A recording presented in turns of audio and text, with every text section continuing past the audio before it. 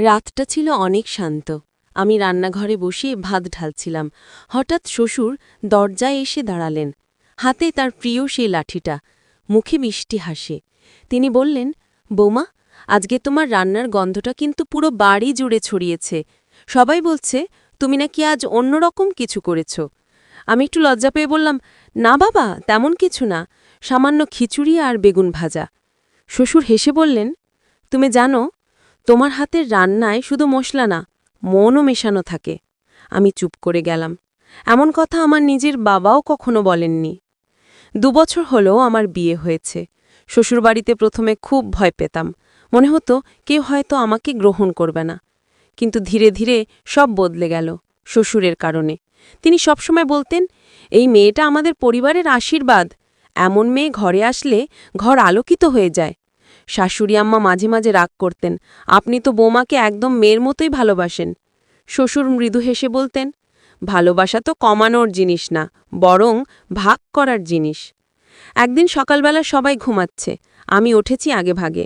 দেখলাম শ্বশুর বসে কাগজ পড়ছেন। হঠাৎ আমার নাম উচ্চারণ করলেন কারো সাথে ফোনে। বলছেন, আমার বৌমাকে একবার দেখলে তুমি বুঝবে কেমন পরিশ্রমী আর ভদ্র মেয়ে। আমি সত্যি গর্ব করি ওর মতো বৌমা পেয়ে। আমি দরজার আড়াল থেকে শুনছিলাম। বুকটা ভরে গেল, চোখে পানি চলে এলো। দুপুরে আমি চুপচাপ বসেছিলাম। শ্বশুর এসে বললেন, কিরে, মন খারাপ কেন? আমি বললাম, না বালা, কিছু না, আজ আপনার কথা শুনে খুব ভালো লেগেছে। তিনি একটু হেসে বললেন, মা, আমি যা বলেছি তা সত্যি। আমি জানি তুই অন্য কারোর মতো নস। তুই শুধু নিজের কাজ করিস না, পুরো ঘরটাকেই নিজের করে নিয়েছিস। সময় গড়াতে লাগল। একদিন বাড়িতে আত্মীয় এলেন। বসার ঘরে সবাই গল্প করছে। হঠাৎ এক খালা বললেন, আপনার বৌমা তো গ্রামের মেয়ে, শহুরে পরিবেশে মানিয়ে নিতে কষ্ট হয় না? শ্বশুর সঙ্গে সঙ্গে বললেন, না খালা, ও গ্রামের মেয়ে ঠিকই, কিন্তু ওর মন শহরের থেকেও বড়। আমার জীবনে ও আসার পর বুঝেছি, সম্মান কারো জন্মে নয়, আচরণে। সবাই চুপ হয়ে গেল।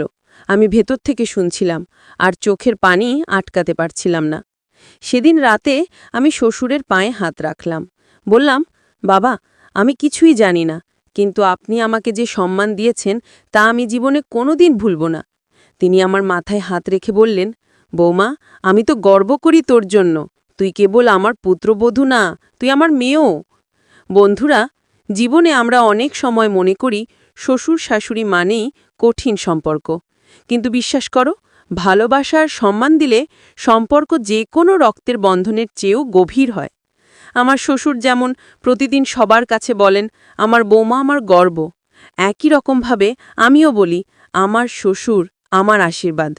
তাই বন্ধুরা, যদি গল্পটা তোমাদের ভালো লেগে থাকে তাহলে ভিডিওটি লাইক, কমেন্ট আর শেয়ার করতে ভুলবে না। আর এমন বাস্তব জীবনের গল্প পেতে আমাদের চ্যানেলটি সাবস্ক্রাইব করো।